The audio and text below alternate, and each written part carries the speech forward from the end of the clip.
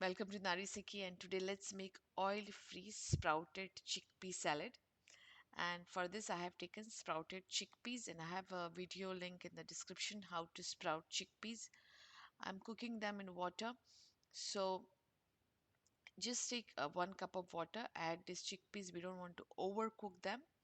Add some salt, some turmeric powder. If you want it spicy, you can also add red chili powder and some roasted cumin powder so that it gets all the flavor. It's not bland. So cook it on a medium heat and check for the water in between. Now my water is almost dried up and the chickpeas are cooked perfectly. I don't like it too mushy.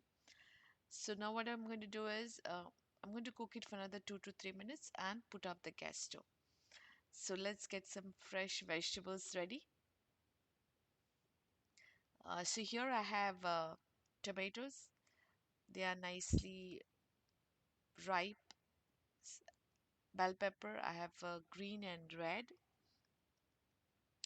Some salt, some cucumber, any vegetable of your choice, black pepper, and I'm going to add one very special ingredient which I like into this. So mix it very well. Add the chickpeas, and we usually add lemon juice. So here for a change, I have added orange juice, and this is very sweet and tangy flavor it gives. So a lot of orange juice from fresh oranges. These are very tiny oranges. And you can add cilantro, but this time I choose to add some fresh mint leaves. You can add dill, mint leaves, cilantro, anything of your choice.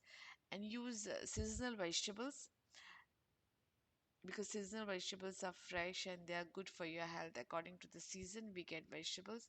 So mix it very well. This can be served as a lunch by itself, or you can serve it as a side dish. I usually take a roti and put it inside and uh, take as a wrap. I adding some extra oranges because I like that sweet and tangy flavor. Do try this and let me know what variations you made, what other vegetables you added to the salad, and did you enjoy it? Thank you for watching and have a blessed day.